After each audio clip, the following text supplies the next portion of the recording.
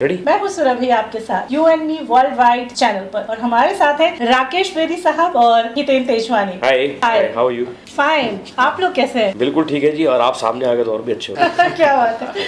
अच्छा ये बताइए, दिल्ली का ये जो सफर है वो कैसा रहा आपका? दिल्ली का सफर बताओ भी। दिल्ली का सफर बहुत बढ़िया रहा। मैं ज्यादा आता नहीं हूँ दिल्ली जी, बट यहाँ पे आके शूट करना और सब लोगों से मिलना, और यहाँ लोग बेसिकली बहुत हेल्पफुल हैं, बहुत सहायता कर रहे हैं, तो मजा आ रहा है। एंड जैसे लोग कहते हैं कि दिल्ली के लोगों से बच कर रहिएगा, वैसा कुछ नहीं है। दिल्ली के लोग अच्छे हैं। दिल्ली के ठग मतलब आप।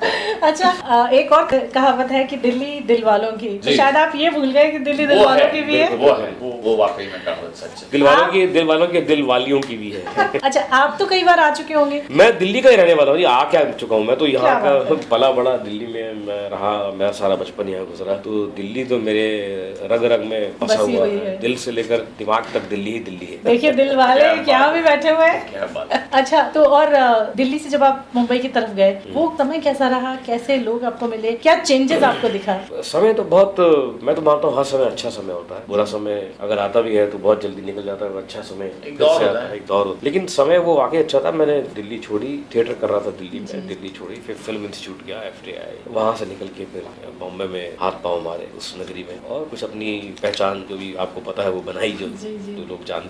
और आपको मुंबई से दिल्ली आकर क्या चेंज मिला? क्योंकि आप मुंबई शायद पहली बार आपने कहा कि आप मुंबई कम आते हैं। आना होता नहीं, बहुत कम आना, आता भी हूँ तो ये सिर्फ ऐसा होता है जैसे कॉन्फ्रेंस हुई, कोई शो का प्रमोशन उस मुतालिक है। तो अभी आके बहुत अच्छा लगा, काफी टाइम रहा। और चेंज तो ये है कि यस इतना है कि मुंबई की लाइफ मेरे ख्याल से थोड़ा ज्यादा फास्ट है। यहाँ थोड़ा इत्मीनान है, लोग रिलैक्स हो जाएगा, हो जाएगा। बिल्कुल। तो एक चीज और बताइए मुझे कि आप अपनी नॉर्मल लाइफ में या बाहर, जैसे हम बाहर निकलते हैं, घूम फिर सकते हैं, आपको क्या मन नहीं करता या आप निकल पाते तो कोई प्रॉब्लम तो फेस नहीं करनी पड़ती अपनी नॉर्मल लाइफ में? पहले सोचते थे जाएंगे तो कैसे क्या, लेकिन अभी जाना होता है निकल जाते हैं। अब लोग मिलेंगे, करेंगे ऑटोग्राफ फोटोग्राफ तो ठीक है, नो प्रॉब्लम। देखिए ऐसा है कि एक बड़ी मशहूर कहावत है कि पहले एक्टर चाहता है कि लोग उसे देखें। जब नया नया एक्टर बनता है तो वो चाहता है कि लोग उसको देखें। जब लोग देखना शुरू कर देते हैं तो वो काला चश्मा पहनता है, टोपी पहनता है कि कोई ना देखे। तो ये एक सब जो है ये मन गढ़ंत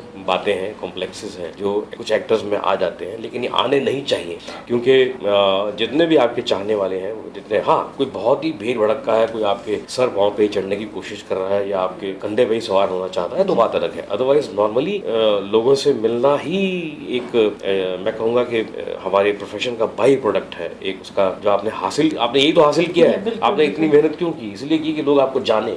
तो अगर लोग जब आपको जानने लगे फिर आप उनसे अगर मुंह छुपाएंगे तो वो सारे एफर्ट आपका बेकार है जो आपने किया। वो रूबरू मिलना लोगों को एक अलग एक्सपीरियंस है, उनके लिए एक अलग बात है कि अरे आप तो देखते हैं और आप तो रियल लाइफ में इनफैक्ट वो पता चलता है। और प्यार, उनका प्यार जो है वो सामने पता चलता है। तो you can't just neglect it और you can't just ignore it. Seriously आपने अपना जो करियर है वो फिल्मों से शुरू किया था?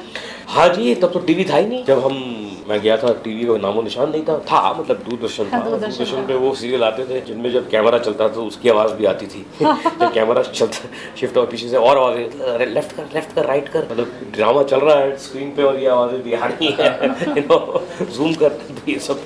तो उस जमाने से दूरदर्शन से गया, लेकिन फिर फिल्में ही थी तब, एंड देन कुछ फिल्में करने के बाद, जब चश्मे बत्तूर, एक दूजे के लिए, एहसास, बुलंदी, हमारे तुम्हारे, तमाम फिल्में करने के बाद फिर आया मेरी जिंदगी में ये जो है जिंदगी। तो वहाँ से दूरदर्शन से टीवी की शुरुआत हुई, और वो अभी भी टीवी के साथ कनेक्शन तो है ही, चलता रहता है मिस्टर। और हितेन आपने करियर की शुरुआत मेरे ख्याल से टीवी से ही की है, और सुपरस्टार टीवी के जिसे कहते हैं, बहुत ही हैंडसम।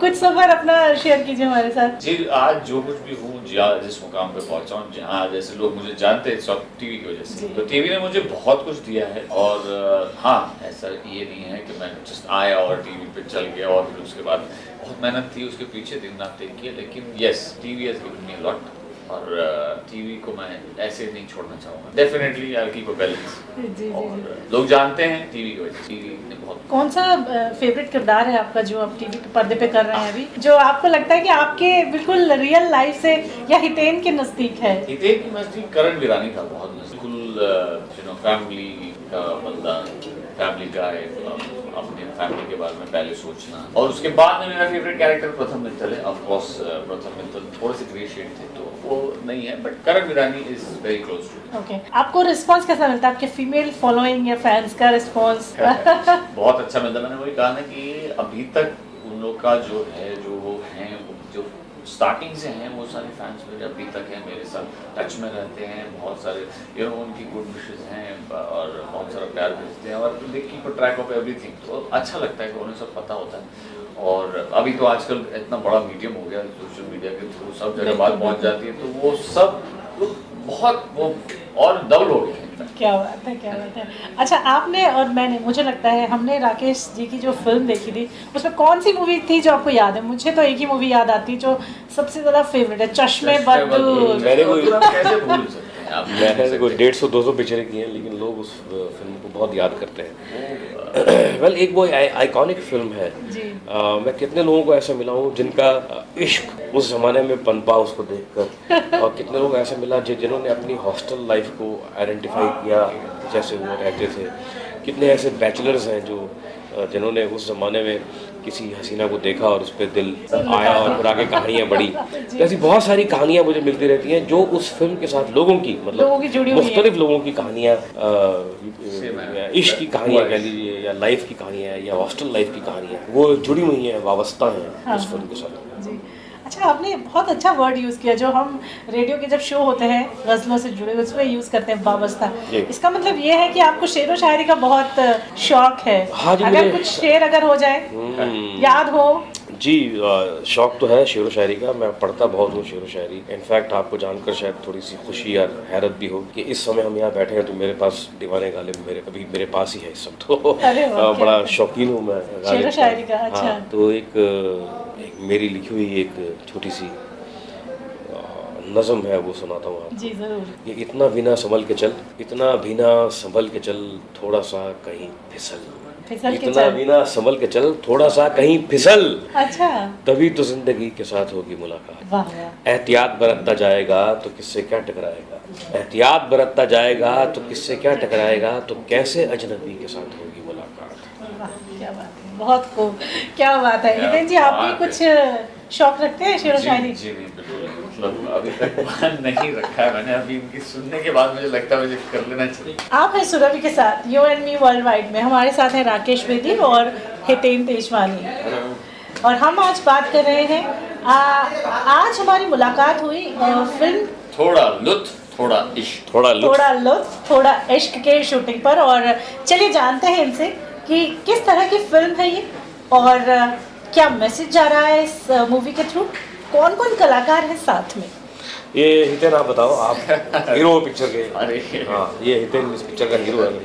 हमारे साथ हैं राकेश जी। आप देख ही रहे हैं, आप मिल रहे हैं राकेश जी से, और ये बहुत बड़ी बात है। हम देखते थे तो ऐसा लगता था कि क्या कमाल है, और आज आपके साथ काम करने से इट्स एन ऑनर। अरे sir, seriously my pleasure too. And of course हमारे साथ राजपाल यादव जी हैं, हम दो दोस्त दिखाए हैं, और संजय मिश्रा जी हैं, सुष्मिता मुखर्जी जी हैं। तो छोटी सी फिल्म है और रोमांटिक कॉमेडी है बेसिकली, और कैसे दो नाकारा और बिल्कुल मतलब ना काम करने वाले, ना कुछ करने वाले, ना किसी चीज़ में ध्यान, बेसिकली छिछोरे लड़के छिछोरे हैं, दो छोरे छिछोरे वो कैसे अपनी लाइफ में कैसे चेंज हो जाते हैं। तो ये एक जर्नी है इनकी। तो कुछ पोर्शन इटावा में भी है। बेसिकली द मेन जो स्टोरी है दिल्ली नोएडा की। ओके। तो राकेश जी का क्या किरदार है उसमें? मैं एक दफ्तर है जिसका मैं बॉस हूँ, तो उसमें ये काम करते हैं मेरे लिए, और काम नहीं करते मेरे लिए कोई काम नहीं करते ये। तो मैं इनके ऊपर भड़कता रहता हूँ, इनको डांटता रहता हूँ, और फिर इनको नौकरी से निकाल देता हूँ। तो इस तरह से और भी कहानी में इन्वॉल्वमेंट है, मज़ेदार है फिल्म। ये एक बहुत ही, मैं कहूँगा कि एंटरटेनमेंट का एक पिटारा है। जो खुलेगा तो मज़ा आएगा। बिल्कुल सिचुएशन कॉमेडी है। तो इसकी शूटिंग दिल्ली में हुई है, इटावा में हुई है, और कहाँ पर? इसकी सारी शूटिंग NCR और north India, UP. Delhi NCR में। दिल्ली आप आए तो पराठे वाली गली आपने देखी नहीं देखी? नहीं, मैं अभी तक जा नहीं पाया क्योंकि शेड्यूल ऐसा था कि बिल्कुल मौका ही नहीं मिल रहा। और फिर मैं दिल्ली मुंबई कर रहा था, तो उस बीच मौका नहीं मिला, लेकिन आई एम श्योर अगर मौका मिलेगा तो जरूर जाना चाहूँगा कुछ खाने में। बिल्कुल, दिल्ली दिल वालों की है, दिल वाले आपके साथ बैठे हैं और आपको बेशक ज़रूर जाना चाहिए पराठे वाली गली। अच्छा राकेश जी, आपने चश्मे बदूर का जो जिक्र किया, उसके बाद कौन सी ऐसी फिल्म आई जो आपको लगता है कि वो बिल्कुल आपके कैरेक्टर को, यानी आप जो हैं राकेश जो हैं उनको कहीं ना कहीं उनसे इन्वॉल्व है, जुड़े हुए हैं? देखिए, मैं ये मानता हूँ कि कोई भी एक्टर जब कोई भी रोल करता है तो वो अपने अंश, अपनी पर्सनैलिटी की उसमें छोड़ के जाता है और वो छूट ही जाते हैं। ऐसा हो ही नहीं सकता कि एक आदमी अपना, क्योंकि देखिए एक्टर क्या करता है कि एक रोल उसको मिलता है तो वो उसको इंटरप्रेट ये करता है कि ये रोल अगर मैं करूँगा तो ये ऐसा होना चाहिए, मेरा ये ख्याल है कि ये ऐसा होना चाहिए, तो उसकी पर्सनैलिटी के अंश उसमें छूटते जाते हैं। तो मैं हमेशा ये मानता हूँ कि मैंने कभी भी ये नहीं सोचा कि मेरा वो रोल कमाल का था, मेरा ये रोल कमाल का था। मैं इसमें इस बात में बिलीव ही नहीं करता। मुझे हमेशा ये लगता है कि इस समय जो मैं काम कर रहा हूँ वो कमाल का, इससे बेटर काम मैंने नहीं किया, ना मैं करूँगा, और फिर अगला करूँगा तो फिर यही सोचता हूँ कि मैं ये मेरे लिए बेस्ट काम है, तभी अच्छा काम हो सकता है। अगर आप एक ही चीज़ को पकड़ के बैठे रहेंगे कि वो मैंने कमाल किया, तो अगला कमाल तब करेंगे आप। क्या बात है, क्या बात है, बहुत ही सही और कमाल बात कही कि आप जो भी काम करते हैं उसमें आप अपने आप को डिवोट करके आप काम करते हैं तो आपका हर काम विशिष्ट होता जाता है। अच्छा, ये जो हितेन जी हैं, आप जानते हैं इनको टीवी में बहुत लोग देखते हैं, बच्चे देखते हैं, बड़े देखते हैं, लड़कियां देखती हैं, लड़के देखते हैं, तो इन्हें देखकर लोग मुंबई की तरफ रुख करते हैं कि भाई हम भी कुछ एक्टिंग के लिए कुछ करें।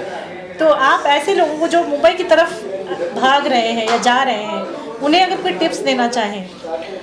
देखिए, सबसे बड़ी पहली टिप तो मैं यही देना चाहता हूँ कि जिसको भी हर आदमी को लगता है कि एक्टर बनना सबसे आसान काम है जी। लेकिन मैं हमेशा ये कहता हूँ कि तुम कारपेंटरी का काम सीखे बगैर क्या मुझे सोफ़ा बना के दे सकते हो जी। या एक टेबल कुर्सी बना के दे सकते हो, या तुम मतलब इंजीनियरिंग बिना पढ़े तुम किसी हवाई जहाज़ को उड़ा सकते हो? तो मैं ये हमेशा ये सोचता हूँ कि देखिए, आईना तो जो है वो आपको देख के आपको लगता है आपका बेस्ट फ्रेंड है और आपको बोल रहा है कि भाई तू कमाल का आदमी है यार, तेरे से बेटर कोई आदमी है ही नहीं। हर आदमी को लगता है कि वो ज़रा देखता है, अपने बाल बनाता है कंघी से और अपने आप को 2 पफ मारता है, उसको लगता है कि वाह छा गए दोस्त। लेकिन अंदर झांक के देखना चाहिए कि एग्जैक्टली आप कितने पानी में खड़े हो, एग्जैक्टली।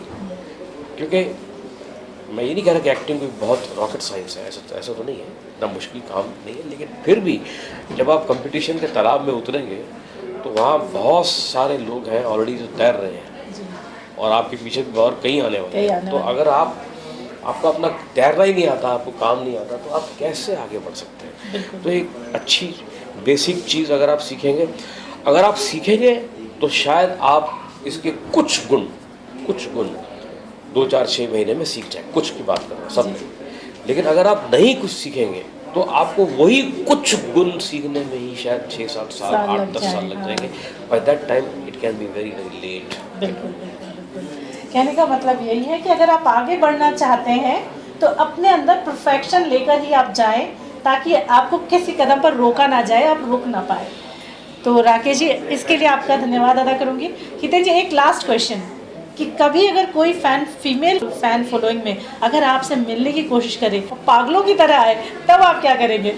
जी, मैं मिलूंगा, मैं बिल्कुल सबसे मिलता हूँ, मुझे कोई प्रॉब्लम नहीं। मैं तो इनफैक्ट कोशिश करूँगा कि वो मिलने के लिए मतलब प्रेम में, इश्क में पढ़कर अगर कोई, क्योंकि हम भी आपको पर्दे में देखते हैं, मैं मतलब किस हद तक जाऊँगा वही बता रहा हूँ, पूरी कोशिश करूँगा कि उन्हें किसी तरह से मिल लें, ताकि उन्हें थोड़ा सा ये लगे, इत्मीनान हो जाए। हाँ, जैसे मुझे फैंस मिलते हैं, वो बोलते ओह माय गॉड, मुझे यकीन नहीं हो रहा, मेरे बाजू में बैठे हैं आप कीजिए।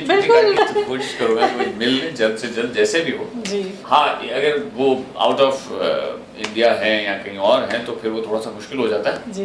But within India, within Bombay हो तो बहुत better, but within Bombay, Delhi में हुई तो जैसे मौका मिले तो जरूर मिलूंगा मैं। तो थोड़ा इश्क, थोड़ा लुत्फ, थोड़ा इश्क, वाह क्या बहुत ही खूबसूरत सा नाम है, बहुत ही शायराना नाम है। शायराना भी है, मेरा ख्याल है एक जिंदगी का सार भी है। अगर आप थोड़ा लुत्फ और थोड़ा इश्क करते चले जाएं हर चीज़ से, और इश्क का मतलब ये नहीं कि सिर्फ लड़की से इश्क है, हाँ। इश्क हर चीज़ से हो सकता है, आपके काम से हो सकता है, आपके जो आसपास लोग हैं उनसे हो सकता है, आपके एटमॉस्फेयर से हो सकता है।